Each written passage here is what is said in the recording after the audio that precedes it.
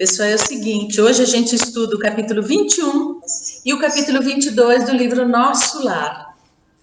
Muito interessante os conteúdos que esses dois capítulos trazem para nós. O capítulo 21 é bem cheio de conteúdos, não é? A gente vai falar aí sobre a questão do bônus hora, a gente vai falar do esquecimento do passado. Nós vamos falar também do trabalho feminino, do trabalho que é realizado lá no plano espiritual, e tem uma série de coisas. Série de estudos aí pra gente, tá então, bom? Vamos lá, quem quiser acompanhar, tiver o livro em casa, o capítulo 21 a gente vai iniciar, tá bom? Então a primeira coisa que ele fala é o seguinte, então começa da seguinte maneira. Do anterior já estava a Laura e o André conversando, né? A Laura, essa espírito mais, né, um pouco mais evoluído ali da colônia, mas a gente vai ver que estava ali mais ou menos no mesmo grau nosso, né? E mostra aqui pra gente que a gente pode ser como ela. É bem legal, né? Isso é bom. Isso é muito legal. Ela passou por dificuldades, a gente vai falar mais pra frente, parecidas com o que a gente passa. E tá o grau que tá lá na espiritualidade, no nosso lar, comandando muita coisa. Então, uma reflexão legal. Mas, vamos lá. Estão os dois conversando e aí André, né, muito curioso aí nesse início desse livro, pergunta em relação à propriedade. Como que é a propriedade na colônia? Como que é a moradia? Como é que moram os espíritos, né, no nosso lar? Como é que eles se distribuem em casas, em residências? Porque tem gente que acredita que é fantasma, né? Que assim é Kluft, é um fantasminha, vai lá, a gente desencarna e fica vagando, né? Não funciona assim. Né? Não precisa de casa, não precisa de nada, e precisa assim, né? Só antes da gente entrar, é importante que vocês participem conosco, tá? Esse é o dia de grupo de estudo, quem já participa do estudo com a gente sabe que a gente fala, um comenta, outro pergunta, então perguntem ali nos comentários, a gente olha, a gente para, a gente vai responder. Tá bom? Então aí diz o seguinte, né? Então eu vou ler o capítulo, tá bom? Nossas aquisições, tal se dá como na Terra, a propriedade aqui é relativa. Nossas aquisições são feitas à base de horas de trabalho. O bônus hora, no fundo, é o nosso dinheiro. Então ele vai explicar, somente no capítulo posterior, ele vai explicar mais do bônus horas, né? A gente fala depois disso, tá? Quaisquer utilidades são adquiridas com esses cupons, obtidos por nós mesmos à custa de esforço e dedicação. Então aqui a gente já para um pouco e pensa no seguinte: nossa, para a gente adquirir alguma coisa lá tem que ter dedicação, esforço? Tem, né? Não tem cartucho. Né? Não tem quem indica, não é QI, né? Quem indica. É realmente esforço, dedicação, competência, merecimento. Tudo isso. E aí, uma coisa muito importante, né? A doutrina espírita traz isso de uma forma muito, muito clara. Nós vamos desencarnar e nós vamos continuar com tarefas. Ninguém vai ficar paradão lá, vagando, como disse a Nancy, de um lado e para o outro, xeretando na vida dos outros. Não, temos... Aliás, quem quer fica, né, Dani? Mas aí, aqueles de nós que já somos espíritas, já somos cristãos, já temos um certo nível de conhecimento, chegando no plano espiritual, a gente já trabalha de voluntário na casa espírita, alguma obra assistencial, chegando lá, vamos querer continuar trabalhando, né, em benefício dos outros e, enfim, no fundo de nós mesmos, né? Então é isso. E aí eles dizem, as construções em geral representam um patrimônio comum sobre o controle da governadoria. Então, as residências, as casas ali espirituais, é de todo mundo. Todo mundo tem acesso a tudo, né? Lógico que para você entrar numa colônia como o nosso lá, nós estamos falando de espíritos, né? Não que sejam evoluídos, lógico que não, mas uma condição um pouquinho melhor. Estamos falando de espíritos que ficam no umbral, que ficam nos vales de sofrimento, né? Então, para aqueles que têm o merecimento de ir lá chegar em colônias como essa, eles têm o direito de usufruir de tudo, tá? Só que sob o controle da governadoria. Não é assim, né? Usa do jeito que quer, como quer. Há um controle. Tá? Isso é muito legal, né? A gente vê aí um processo de distribuição justo, tá? Porque vamos imaginar um lugar onde existe um governo central que coordena todas as coisas, que a propriedade é coletiva e o usufruto é daquele que conquistar. Nossa, na Terra a gente não conseguiu isso ainda. Não. Em nenhum tipo de governo, não é? Vamos pensar, sistema de governo, tá? Nenhum tipo de sistema de governo, socialismo, parlamentarismo, capitalismo, né? Ditadura, sei lá. Nada chega a isso. Nada chega aos pés disso, não é? Cada família espiritual, porém, pode conquistar um lar e nunca mais que um lar, apresentando 30 mil bônus horas, o que se pode conseguir com algum tempo de serviço. Legal. Então, ele fala de família espiritual. Olha, também é outro conceito muito importante, Dani. Muito importante. Não é? Não é necessariamente a família consanguínea da Terra que se transporta lá para o plano espiritual e que vai continuar a família. Não. Quais são os laços, gente? Que Jesus disse: quem é meu pai? Quem é minha mãe? Meu pai e minha mãe são aqueles que fazem a vontade do meu pai que está no céu. Quer dizer, os que têm afinidade com Jesus, né? Ele considerava ali os laços de família. Ele já estava mostrando para gente o que é laço de família, não é? É dessa forma. A Lara vai dizer mais pra frente que, né, vai desencarnar alguém que era parente consanguíneo dela, tudo, mas é isso que ela se falou, né? E aí vamos imaginar, por que será que o André Luiz foi parar no nosso lar e na casa da Lara? Né? E não era parente. Com tanta afinidade com o Ulisses, Com tanta afinidade com ele. Que foi o enfermeiro dele, não é? Então essa é a família espiritual que a gente conquista. Né? Algumas vezes a gente nem, numa encarnação, por algum propósito, a gente nem se reencarna junto. Um propósito que foi feito por Deus, uma programação, mas nós não deixamos de ser uma família espiritual. Voltando para o plano espiritual, a gente readquire a convivência com o grupo do qual nós promanamos. Quer dizer, a gente sai do plano espiritual, deixa lá no plano espiritual uma família espiritual, quer dizer, pessoas com quem a gente tem laços de afinidade, de semelhança, de gosto, de visão de mundo, sabe assim, de afinidade mesmo. Sintonia. E aí vem para o plano da Terra. Muitas vezes a gente reencarna em lares diferentes. E aí, retomando, voltando para a casa do Pai, não é? O nosso lugar original, a gente volta e vão se agregando a nós pessoas, né, espíritos, vão desencarnando e vão se agregando pessoas que fazem um grupo espiritual conosco. Por isso que ele deixa claro aqui, né? Cada família espiritual tem direito a conquista um lar. Não dá para ter aquelas casas alugadas, não é? Aqueles quintal com 15 casas. Quintal com 15 casas, não é? Não. De repente, cada um, né, cada grupo tem o direito, trabalhando, com dedicação, com merecimento, conquistando merecimento, né, de 30 mil bônus hora, o que se pode conseguir com algum tempo de serviço. Uma coisa importante de falar, isso não quer dizer que todos os familiares que desencarnarem vão estar juntos, porque isso depende muito do quê? Do merecimento, do grau de vibração que vão estar. Né? Então, muitas vezes, o próprio André Luiz, ele desencarnou e ficou lá 8 anos no umbral. Né? Ele não conseguiu ir de uma forma mais direta para o nosso lar, por exemplo. Outros vão para os vales de sofrimento. Isso depende muito. Por isso que nós temos que ter uma conduta de vida adequada, né? De amor entre nós, de amor com o mundo, para isso. De fazer laços de afinidade com as pessoas que, né, convivem conosco. Se a gente ama esses familiares, vamos, né, tentar trazer todo mundo para perto de nós e vamos ficar perto deles, né? Isso que faz a vida ficar boa. Né? Vamos lá, continuando. Nossa morada foi conquistada pelo trabalho perseverante do meu esposo, que veio da esfera espiritual muito antes de mim. 18 anos estivemos separados pelos laços físicos, mas sempre unidos pelos elos espirituais. Olha que coisa bacana. Então, o que aconteceu? Estavam Laura e esse que é o Ricardo, né, casados na Terra. O Ricardo desencarnou. Ela ficou viúva. Viúva. 18 anos depois a Laura foi para lá, mas nesse período de 18 anos, o Ricardo preparou todo o ambiente, construiu ali através do seu trabalho, ali do seu ganho, que é esse bônus horas. Ele conseguiu conquistar um lar, uma residência, uma propriedade para que fosse acolhendo todos os familiares.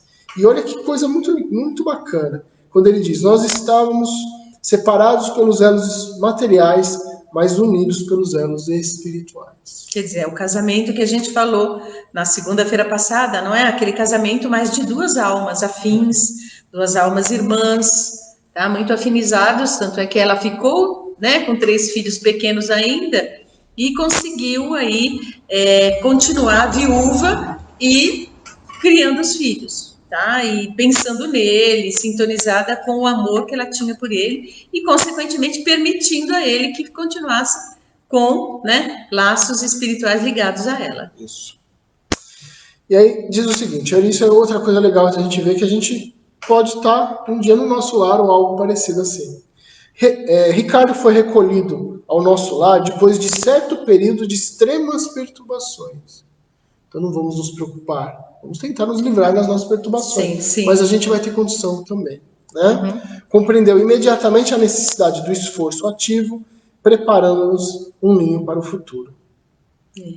Incrível, né? Ele foi recolhido para o nosso lar e ele logo percebeu que precisava começar a trabalhar e fazer o quê, gente? Fazer o cantinho para receber depois a família dele, que desencarnaria dali uns tempos, né? Isso. Todo mundo desencarna, né? E aí ela diz assim, ó, Laura, desde então, meu esposo, eu estou pulando algumas partes, tá? Desde então, meu esposo ministrou-me conhecimentos novos. Minhas lutas na viuvez haviam sido muito intensas. Então, a Laura disse que ela vai contar um pouquinho da história dela, mas antes disso, ela disse que quando ela chegou lá e teve o contato, né, com o espírito Ricardo, seu esposo, que foi esposo na Terra, ela começou a ter conhecimentos novos, ele teve essa função de transmitir. Que legal isso, não é? A gente vê aí o carinho e, de repente, até a bênção da misericórdia de Deus que permite que um companheiro receba a sua esposa e ele vai iniciando, provavelmente ela devia ser católica ou alguma outra religião não espírita, chegar lá no plano espiritual, um monte de informações. Para nós, os espíritas, muito do que a gente estuda já vai preparando a gente quando a gente desencarnar. Desde que a gente deixe esse conhecimento entrar dentro de nós, não é? Se ficar só aqui na parte de cima no intelecto, não vai fazer diferença. Agora, quando a gente sente isso como uma verdade mesmo, a gente já vai se preparando. Aí desencarnou, de repente já vai ficando mais fácil, não é? Vai ficando mais fácil porque a gente vai conseguindo reorganizar a nossa forma de ser. Ela chegou lá, ela recebeu todo, né, o conhecimento dele. Eu achei muito interessante, Dani, quando ela fala que minhas lutas na viuvez haviam sido intensas, muito moça ainda, com filhos pequenos, né, com os filhos tenros ainda, né, deviam ser adolescentes, assim, a gente vai imaginando as idades, né, tive de enfrentar serviços rudes, ela teve que trabalhar duro ainda para terminar de encaminhar os filhos até ficarem, não é, vamos imaginar, 18, 20 anos cada filho, não é? Para poder já ir se desvencilhando da dependência de um pai e uma mãe, né? À custa de testemunhos difíceis, proporcionei aos rebentos de nossa união os valores educativos de que eu podia dispor. Então, ela educou na honradez, na dignidade esses filhos, né? E o que ela fez de muito bom? Habituei-os sempre, né, desde cedo, à existência laboriosa, né? E aí, o que aconteceu? A trabalhos árduos, né? Então, ela pôs os filhos para ajudar também para trabalhar. E ela pôde compreender que todo esse trabalho livrara ela de indecisões e angústias no umbral. Então, a gente vê que a gente reclama tanto, né, dos nossos sofrimentos, a gente nem sabe que tudo isso, quando a gente tem isso com resignação, né, vai livrando a gente de sofrimento depois. Né? Isso é muito, acho que é muito a gente interiorizar isso pra gente, né? A gente vai ter sofrimento como a Laura tem, né? Acho que a gente está usando a Laura de exemplo, não idealizando a Laura, mas vendo que onde ela vai contar mais pra frente como foi o depois do desencarno, como foi a vivência lá no mundo espiritual dela. Vocês vão ver também, quem já leu o livro, ou quem quiser ler mais pra frente, vai ver que lá no final do livro, ela vai falar dela reencarnar e ela fica com medo. Ela fala, ai meu Deus, será que eu vou dar conta? Né? Então você vê que é um espírito dito para nós, uma visão evoluída, mas que também tem os temores que nós temos também. Né? Tá bom? E aí continuando isso que a Nancy falou, ela falou que toda essa vivência, essas provações, a livrou de muitas angústias do umbral. Né? Isso é legal, Isso né? é muito legal, né? Porque o umbral é aquilo como se a gente passasse para fazer uma limpeza ali das impurezas materiais e ir embora para o mundo espiritual. E ela já conseguiu isso na própria encarnação, né? Lutando com resignação, trabalhando arduamente. Né? Deixa claro aqui quando ela fala o suor do corpo ou a preocupação justa nos campos da atividade honesta constituem valiosos recursos para a elevação e defesa da alma. Então, quando a gente assim tem dificuldades, né, nas nossas lutas do dia a dia, preocupações justas, preocupação com a educação dos filhos, com o pagamento das nossas contas, não é? Com o nosso emprego, com a nossa melhoria profissional, tudo isso, essas preocupações muito humanas, com o nosso futuro material, né? Deixar uma reserva, conseguir uma aposentadoria mais digna, tudo isso, essas preocupações, fazem com que a gente foque no que é certo, no que é correto, fazendo com que a gente evolua. Não é? É bacana, a gente às vezes acha que evoluir é só vir orar, né? Se dedicar ao trabalho voluntário. Não, gente. É dentro de casa, né? Dentro de casa, no lar. Isso mesmo. E aí ela fala aí no finalzinho desse parágrafo que com o correr do tempo, aí ela cita o nome, né, do Lísias, a Yolanda e a Judite, que eram os filhos deles, juntaram-se a nós, aumentando ainda mais a nossa felicidade. E aí, logo após, viria a outra moça aí também desencarnando, né? Que é a neta, né, que ela apresenta mais adiante, que até aparece lá no filme Nosso Lar, não é? A neta da Laura. Mas é bonitinho quando ela fala, né, que a felicidade dela era muito grande, já tá com aquele marido, né, que era um laço espiritual dela, e vai os filhos, vão desencarnando. A gente imagina que isso vai decorrer de quantos anos? 50 anos, mais ou menos, né? Para poder esse grupo todo voltar para o plano espiritual. Né? E é isso, aí quem perde, teoricamente perde, né? Nós nunca perdemos, mas que ou um familiar desencarna antes de nós, se nós fizermos isso, se nós tivermos um merecimento, a nossa conduta correta, vai acontecer a mesma coisa, nós vamos nos encontrar. Quem perdeu agora nessa época de pandemia, né? Perdeu uma mãe, perdeu papai. Quantos, às vezes a gente conhece amigos, não é, que perderam e aí é bonito às vezes a gente ver, mesmo lá nesse veículo que a gente está falando no Facebook, tchau papai, tchau mamãe, vou sentir saudade de você, você voltou para casa do pai, não é? Então é a forma que o espírito às vezes tem de mostrar a sua tristeza, que é óbvio que é bastante grande quando a gente fica longe, né, de uma criaturinha que a gente ama, como pai e mãe, por exemplo. E aí, mas quando a gente tem a convicção espírita, não só uma fé assim superficial, mas uma convicção, dói, chora bastante, vai sentir todo o luto natural da despedida, mas sabe que até daqui a pouco, até breve, não é? Isso é muito bom. É o consolador prometido.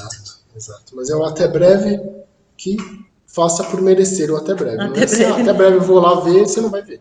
Tem que tomar muito cuidado com isso também. Bom, e aí ela continua falando assim. Então ela falou que está cheia de alegrias e tal, né? E aí ela diz: se o presente estava cheio de alegria, o passado chamava a contas, para que o futuro se harmonizasse com a lei eterna. E esse é o nosso ciclo de existência, né? Muitas vezes o passado nos chama e o futuro vai ter que se harmonizar com a lei eterna. Então a gente fica nesse ciclo. Lá no plano espiritual estava muito bom, né? Muito gostoso, muito maravilhoso, porque no caso dessa família especificamente, né? Então o marido desencarna, prepara o ninho lá, trabalha muito, consegue o lar, né? A casinha lá no nosso lar, espera ela vai, chega lá, é recolhida pelo plano maior, porque tinha merecimento, vai lá, encontra o marido, reencontra, fica toda feliz, vai passando os anos, um a um, os filhos vão desencarnando, juntam-se a esse pai e essa mãe. Aí a felicidade fica muito grande, mas e o nosso passado? É o que ela está falando aqui. Quer dizer, e as reencarnações antes daquele momento? A gente precisa olhar, não é? Exato. Aí ela continua falando assim: não podíamos pagar à terra com bônus horas, e sim com o suor honrado, fruto dos nossos trabalhos.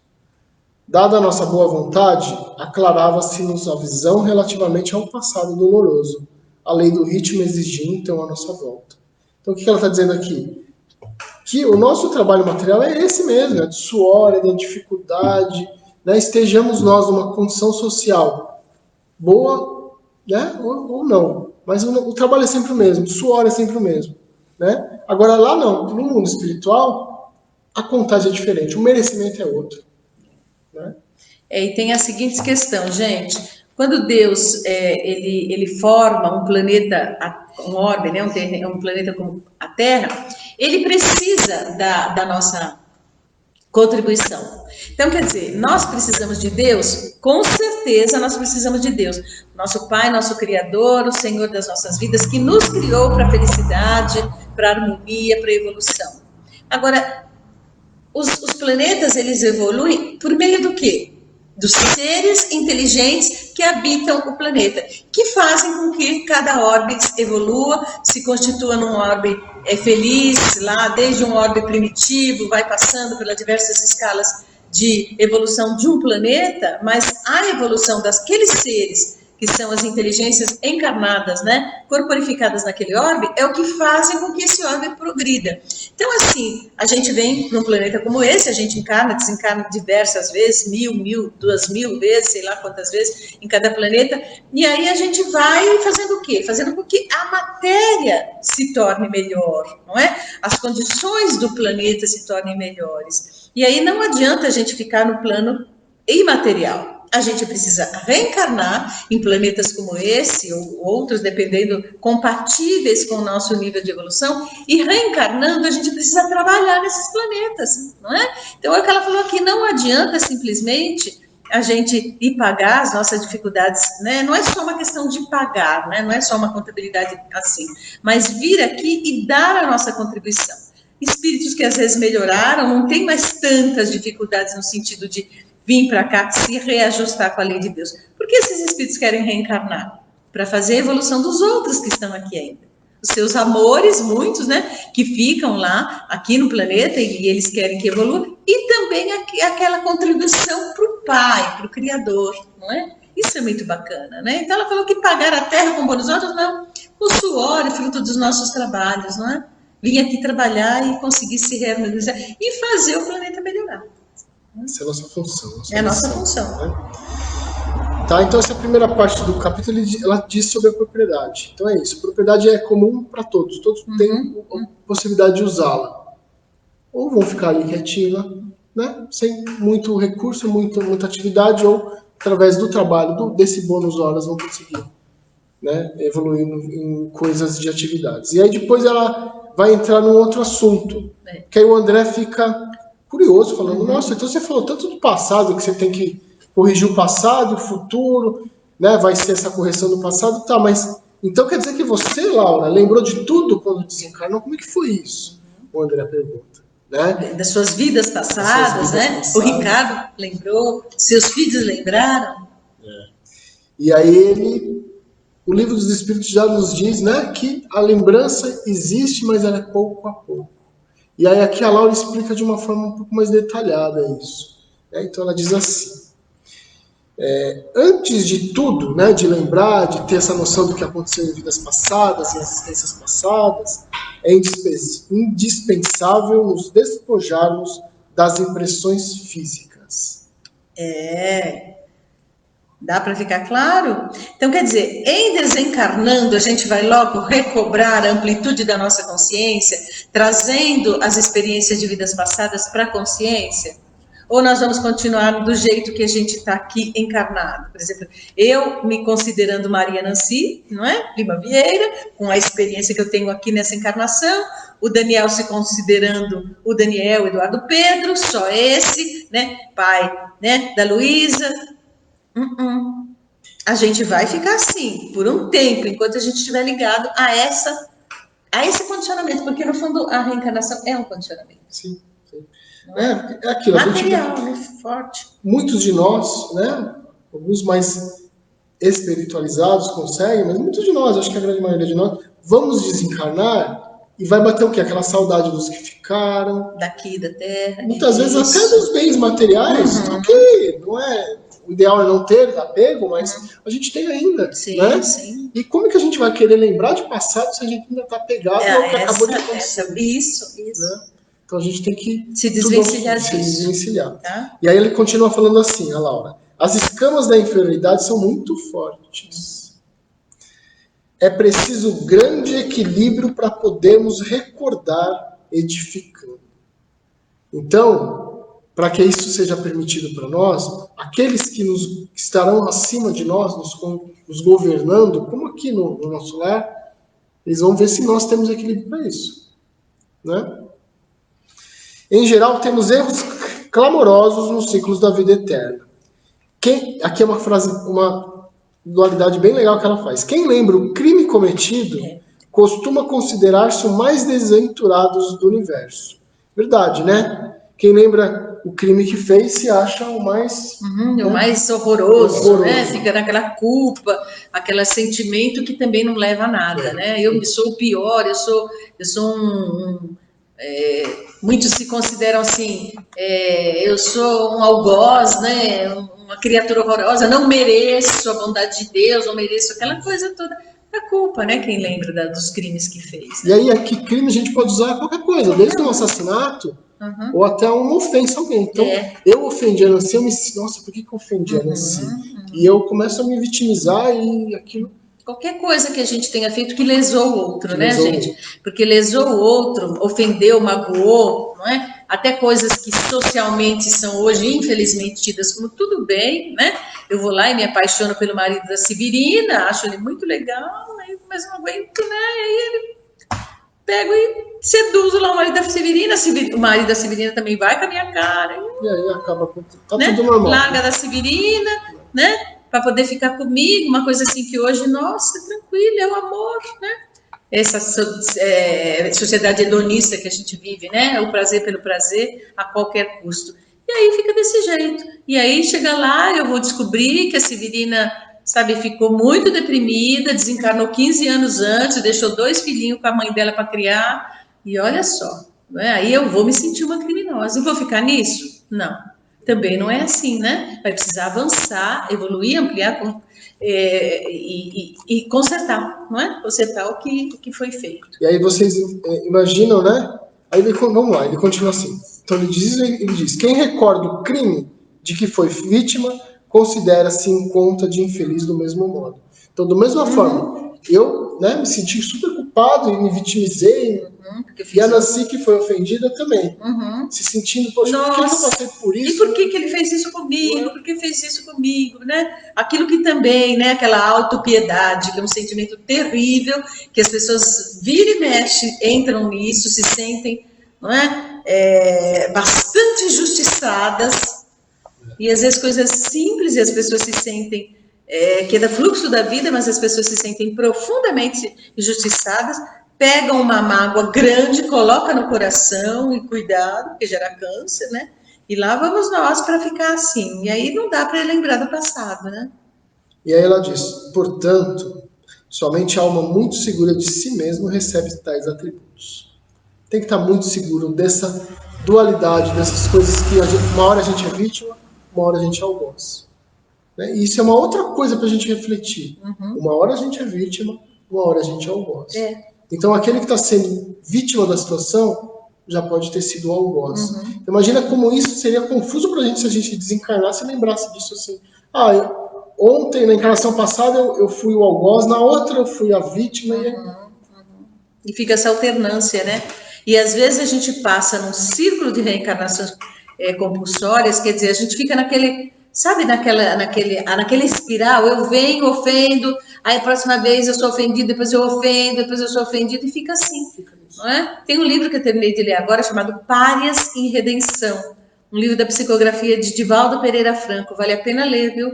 Porque mostra 3 reencarnações do mesmo grupo de espíritos, e a gente vê como a gente demora para avançar, alguns de nós, né? Com essa coisa de vítima, algoz, até que isso a gente possa amorizar, né? De repente, tanto a vítima quanto tanto o ofendido como o ofensor se reconciliar e conseguir avançar. Tá? E aí ela termina esse parágrafo dizendo assim que seria o risco se lembrássemos de tudo de uma hora para outra. As demais são devidamente controladas no domínio das reminiscências. E se tentam burlar esse dispositivo da lei, não raro tendem ao desequilíbrio e à loucura. Então você imagina que se levaria, né, a desequilíbrios gerais aí. Por isso que Deus permite que não é o momento. A gente avance, né?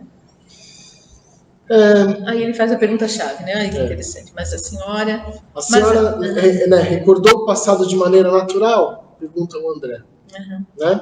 Sim, naturalmente. E aí ele diz, explicou-me, respondeu bondosamente. Quando se me aclarou a visão interior, as lembranças vagas me causaram perturbações de vulto. As vagas. Os flashes, né? Então, assim, ela começou a se aclarar, quer dizer, ela foi, ela e o marido, Ricardo, eles foram se desvencilhando das lembranças lá da Terra, foram vivendo de uma forma mais intensa o mundo espiritual. Necessariamente, nesse período, o desencarnado começa a ter flashes de suas vidas passadas. Vamos pensar assim, como se fossem pequenas cenas de vidas passadas. Isso começa a perturbar. Isso acontece muito.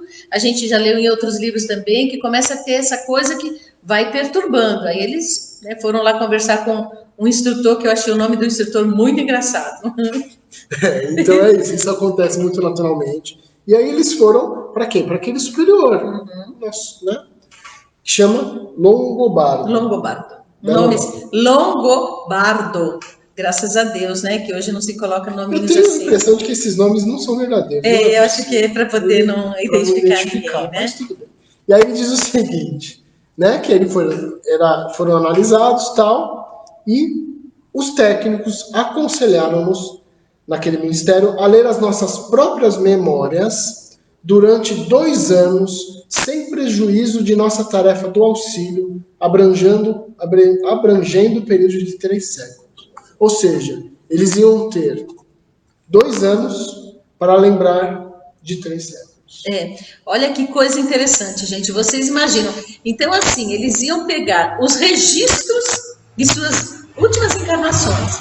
E realmente a gente está registrado, não é? Está registrado sim. A gente sabe que as nossas vidas estão sendo registradas no cosmos, não é? Não tem ninguém lá escrevendo, não funciona assim. As nossas experiências são registradas na nossa mente profunda espiritual e nos registros cósmicos, que a gente não é muito ainda dado a nós entendermos como é que funciona, mas tem, né? Vamos imaginar uma filmagem sendo feita de todos os lances da nossa existência. E aí eles iam ler os anais mesmo, né? Leitura, eles iam ler as coisas que tinham acontecido com eles nos últimos 300 anos. E aí ela explica, fases anteriores, eles eram incapazes de compreender e de suportar. Vamos imaginar, 2020, 1920, 1820, 1720. O que aconteceu comigo, com o Dani, em 1620, a gente não tem capacidade, tem condição de saber de tanta coisa infantil que a gente andou fazendo por aí. E a gente imagina assim, 3 séculos é muito tempo, não é? 2 encarnações, mais ou menos, no máximo 3. Então é pouca coisa, né, no sentido da eternidade. E é o que esse exemplo da Narcisa. Se a gente for lá atrás, que a gente, sei lá, era homem mais do primata, ou uma coisa mais rudimentar, o que a gente não fazia? Então o Daniel hoje passou para nós, né, para quem não leu ainda, o livro 50 anos depois, que a Uzi enviou para ele, de audionovela, não é? O livro 50 anos depois. E lá, num dos capítulos, nos primeiros capítulos, fala da Cláudia Sabina, um dos personagens-chave do livro 50 anos depois, da psicografia de Chico Xavier. E é interessante, agora me fez lembrar. Quando eu li esse livro pela primeira vez, eu já li algumas vezes, terminamos até de usá-lo no Evangelho no Lar, lá na minha casa, com a minha família.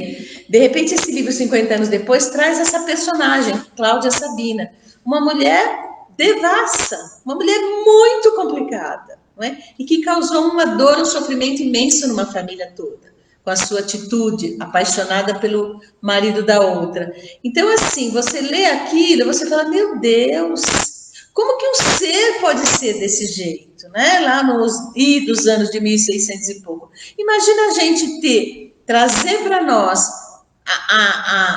a memória, a lembrança de que nós fomos uma Cláudia Sabina.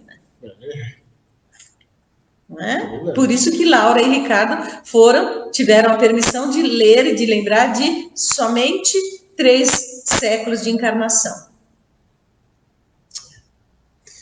É isso. E aí ela diz assim, ó, aí o André perguntou se somente a leitura já bastou. Não, ela fala, não, a leitura apenas nos informou, né? Depois de longo período de meditação para o nosso próprio esclarecimento, e como surpresas indescritíveis, fomos submetidos a determinadas operações psíquicas, a fim de penetrar os domínios emocionais das recordações. Os espíritos técnicos no assunto nos aplicaram passes no cérebro, despertando certas energias adormecidas. É porque fica arquivado, não é, gente? A cada reencarnação, a gente pode até trazer, né, Dani, para próximo estudo, até sugiro que a gente possa ver a reencarnação do Segismundo lá no livro Missionários da Luz, tá? Que é um outro livro, o 3º livro do André Luiz. E lá, né, só já dando um preâmbulo, o Segismundo é uma criatura que vai, um espírito que vai reencarnar, né? Um rapaz que vai reencarnar. E aí, no momento da reencarnação, assim, dias depois, antes, né, antecedendo o processo de mergulho dele na carne, né? Quando o óvulo, né, junta com o espermatozoide e a célula ovo começa a formar, né, o zigoto. Então, quer dizer, naquele momento, antecedendo aqueles dias, ele já vai perdendo vitalidade. É muito legal, gente. Por quê? Porque ele está esquecendo vidas passadas. Ele está sendo submetido magneticamente a muitos e muitos processos de passes, né? E ele vai se embotando psiquicamente para partir para uma nova existência. Imagina quantas vezes foi feito isso em cada um de nós durante 3 séculos. Quantas vezes a gente reencarnou em vivências de 5 anos, 10 anos, 15, 20, 30 anos. A gente reencarnou em vivências de 60, 70 anos. A gente não pode esquecer que até bem pouco tempo atrás a média de vida era 50 anos, 55. Então, muitas reencarnações houveram. E aí, para que tenha plena consciência da lembrança, da memória de tudo isso, precisa ter uma operação magnética complexa no cérebro. Perispiritual. Vamos pensar que a gente está falando de cérebro de 2 criaturas desencarnadas. Para embotar ainda, quando reencarna, ainda embota mais ainda, porque vem para expressar todo esse potencial num cérebro físico, gente, que a gente usa ainda 3/4 partes. Muito complexo. É muito complexo, entendeu? Esse cérebro nosso, a gente é lindo, maravilhoso, a neurociência está estudando aí, só que assim, ainda tem muitas partes desse cérebro de encarnado que a gente não está usando plenamente na nossa atual evolução espiritual. Então, eles lá com o cérebro perispiritual tiveram uma operação magnética firme para poder lembrar dos últimos 3 séculos de vidas passadas, né? Bem legal isso daqui, não é, gente? Vocês estão gostando? Podem comentar. Lembrem que comentários e perguntas a gente tem que... Se quiser perguntar, se a gente souber responder, não é? Não sei se está ficando claro o nosso estudo. E aí, só terminando aqui, o capítulo quase acabando, ele fala: Ricardo e eu ficamos, então, senhores de 300 anos de memória integral. Compreendemos, então, quão grande é ainda nosso débito para com as organizações do planeta. De 2 ou 3 encarnações. E o resto eu não pude lembrar, né? Então, não, aqui são muitas encarnações, né? 300 anos? As 3 encarnações. Não, naquela época. Mais, né? Porque vivia uma média de umas 5 encarnações. Porque vivia uma média de 50 anos. De pouco tempo para cá que a gente está com média de 60 anos. Agora aqui no Brasil de 70 anos, né? Vamos imaginar mais encarnações que seja. Umas 5, 6. Né? Pouca encarnação. Né? Imagina que porque criaturas medianas, gente, a gente reencarna em média 15, 20 anos depois. A gente não fica muito tempo no plano espiritual. Né? E aí, olha lá. Vai ficar fazendo o quê também, né, gente? Para nós, né? E aí o André pergunta, e o irmão Ricardo, que foi o esposo da Laura, né, que construiu tudo isso para recebê-la? Cadê? Ele queria conhecer o Ricardo. E aí a Laura diz. E aí esse movimento cíclico. É legal, né? Ricardo já reencarnou. Ricardo reencarnou há 3 anos, né? E daqui a pouco vou eu, diz a Laura. Nos breves dias, não é? Breves dias a Laura vai, que é quando a gente falou dessa dificuldade, dessa angústia, desse medo que ela teve. Mas isso é um capítulo mais para frente. Né? Então ela estava para reencarnar, para depois se encontrar e se casar novamente com o mesmo rapaz, né? Aí ela diz assim, então eu estarei indo logo, logo, em breve, porque a mãe de Heloísa não tardará a vir para cá. A passagem dela através do umbral será da mãe de Heloísa, né? Será somente de algumas horas em vista dos seus profundos sacrifícios desde a infância. Pelo muito que sofreu, não precisará de tratamentos da regeneração. Poderei, portanto, transmitir-lhe minhas obrigações no auxílio e partir sossegada. O Senhor não nos esquecerá. Então, olha que interessante, muito né? Legal. O conceito legal dessa passagem de todos nós que a gente pelo umbral, né? Que o umbral nada mais é do que dessa limpeza do nossas impurezas, da encarnação, da mesma forma que a gente reencarna, que é muito mais doloroso reencarnar, é muito mais trabalhoso todo esse processo que a gente falou, acho que semana passada, né? Mas desencarnar é a mesma coisa. A gente vai ter que ter uma impureza, uma limpeza daquelas coisas materiais. E da mesma forma que a Laura, a Heloísa, ela deve ter tido provavelmente uma vida do mesmo patamar, das mesmas condições, que ela fez tantos sacrifícios, tantas renúncias, e tão bem, né? Fez os seus deveres, adquiriu virtudes, que a sua passagem vai ser muito rápida. E logo ela estará aqui me substituindo. E é legal porque a gente vê que essa coisa que a gente às vezes tem tanto medo, né? Esse tal do umbral. Umbral, a palavra já diz, né? É uma passagem. Quer dizer, o umbral da porta, o portal da porta é o umbral da porta, né? Então é essa passagem. Muitas vezes a pessoa fica retida nessa região mais inferior, quando tem afinidade com aqueles seres que estão ali sofrendo, né? Ou se não, tem aquele momento de perturbação, passa por aquela região, assim, meio que inconsciente, logo depois do desencarne, não tendo afinidade, a gente não tendo feito laços, né, de amizade, né, com aquele pessoalzinho que está ali sofrendo em função de apego à matéria, de viciações a determinadas coisas que a gente até gosta, mas tem que dar um jeito de gostar menos, não é? Não se fixar nessa coisa arada, então aí a pessoa consegue passar mais rápido esse período de perturbação. E o capítulo seguinte, né, Dani, que o Dani também ficou de trazer para a gente, só para a gente explicar um pouquinho, né, sobre o bônus hora, que só foi um passant, tá? Lá daquele primeiro momento que o Dani falou desse bônus hora. Como é que funciona isso, tá, gente? Então, vou ler só umas partes aqui para a gente falar, tá? Ele diz assim, não é propriamente uma moeda, não é um dinheiro, não é um papel, não é isso, mas é uma ficha de serviço individual, funcionando como valor aquisitivo. Legal. Então imagina que é como se fosse um banco de horas, né? Uma fichinha que está sendo lá marcado, ó, tantas horas a Severina, como o exemplo que você trouxe, trabalhou nesse departamento, trabalhou nesse outro departamento, ou fez tal tarefa, não é? E aí lá no capítulo anterior, né, se diz que o trabalho feminino com as crianças, muito legal. Essas horas são computadas de uma forma mais potencial. Né? Porque eu trabalho com criança, até aqui na Terra, não é, gente? As professoras, que são sempre criaturas assim de muita dedicação, a vocação a cuidar de crianças, né? As páginas das creches, as babás, as pessoas que se dedicam às professoras, que passam uma carreira inteira, 20, 30, às vezes 40 anos, se dedicando a educar crianças. Nossa, isso tem um mérito imenso, não é? E lá no Nosso Lar ele fala, né? A Laura fala no capítulo anterior, capítulo 20, né? Quando o Ministério do Auxílio me confia crianças ao lar, minhas horas de serviço são contadas em dobro, o que lhe pode dar a ideia da importância do serviço maternal também, as mamães, não é? E as professoras, as pessoas que educam crianças, não é? E aí ele continua falando assim, nesse capítulo 22 agora. Todos cooperam no engrandecimento do patrimônio comum e dele vivem. Os que trabalham, porém, adquirem direitos justos.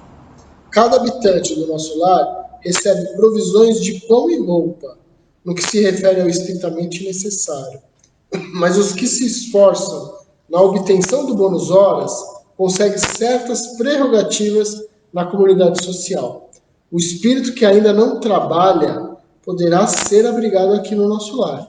No entanto, os que cooperam podem ter a sua casa própria. Olha que legal. Então, ou seja, a colônia acolhe a todos, como acolheu o André, que chegou do umbral, foi acolhido, né? Uma casa de recuperação. A partir do momento que você começa a ter o trabalho, a sua dedicação, o seu compromisso, e ganhando esse tipo de bônus hora, você vai adquirindo coisas e funções dentro de uma colônia.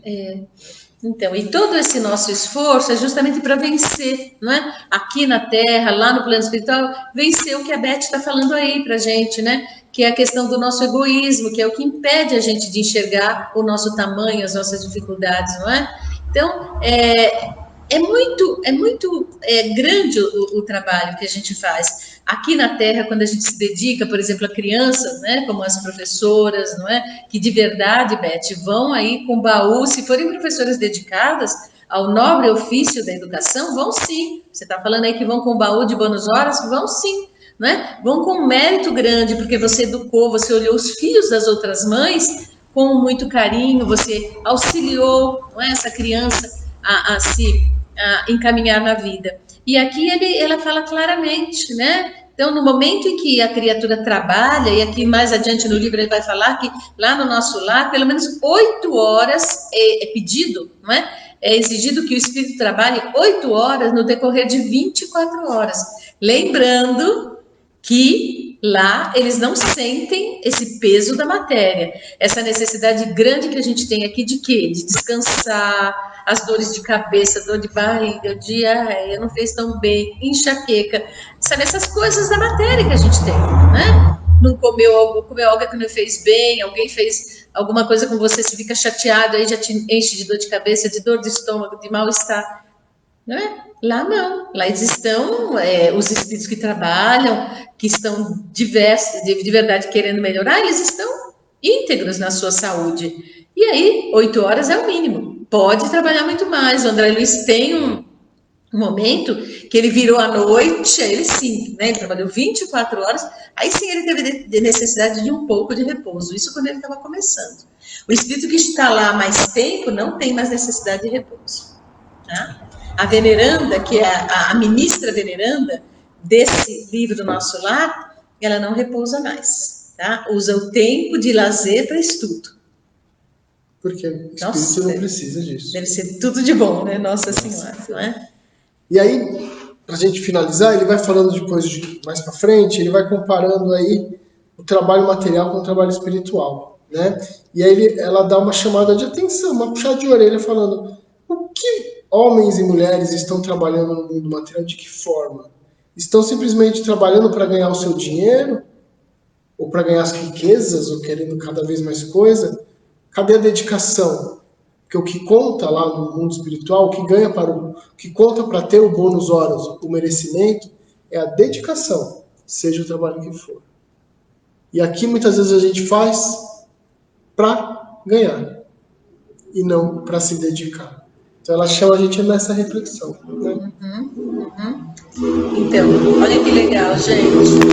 Aqui ainda pensando em termos de horas terrestres, né? Ele está falando aqui de horas. Então ele fala aqui que 8 horas é o que se exige lá, né? A governadoria, é o mínimo que se exige para estar numa colônia como essa, você trabalhar 8 horas. Mas a governadoria permite que cada pessoa possa dar 4 horas por dia de serviço extra, quer dizer, você pode fazer horas extras 4 horas, o que significa 12 horas de trabalho por dia, Mas olha só que interessante. O hábito da maioria das pessoas é trabalhar de segunda a sábado.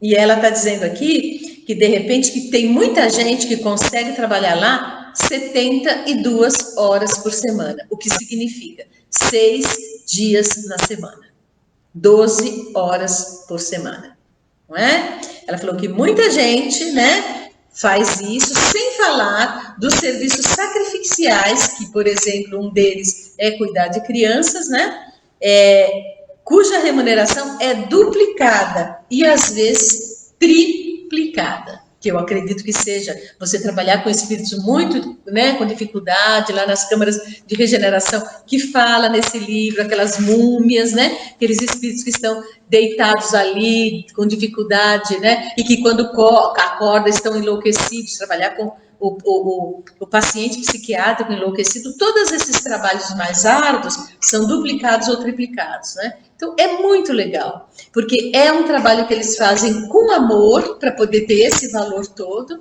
e a gente vê que coisa tão boa, né?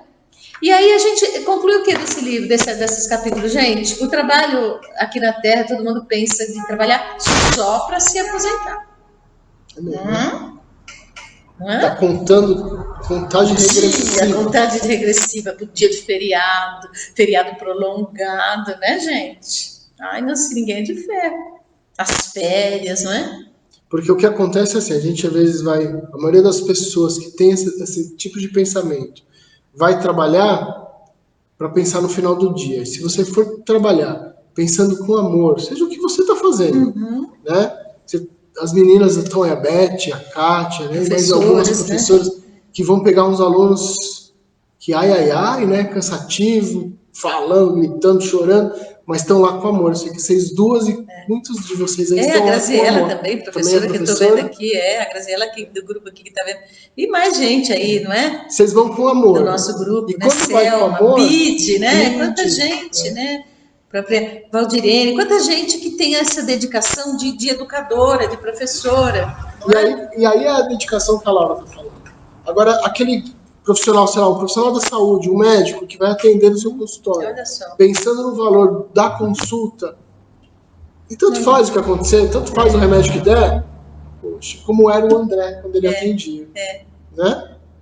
No início do livro fala da história do André um pouco. É coisa melhor do que a pessoa gostar do que faz, nem vê a hora passar, não é? Aquilo fica tão prazeroso, a pessoa está fazendo aquele trabalho, está fazendo com tanto carinho, com tanta dedicação, que aqui na Terra o nosso trabalho já pode ser considerado, às vezes, como aquisição de bônus hora. Exato. Tá?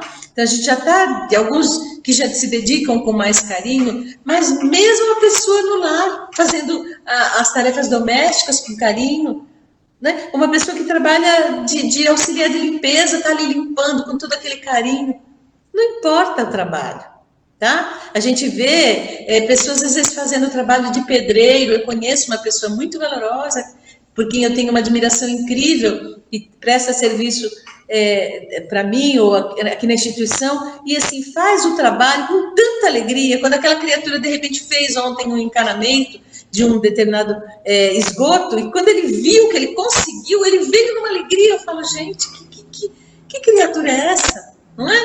Trabalhando com amor, num buraco, fazendo um esgoto, gente. Olha que coisa. É um exemplo para a gente. Então, é para a gente parar e pensar quanto nós dedicamos o nosso coração nessas tarefas que a gente realiza. Não é? E é isso. Tá bom, pessoal?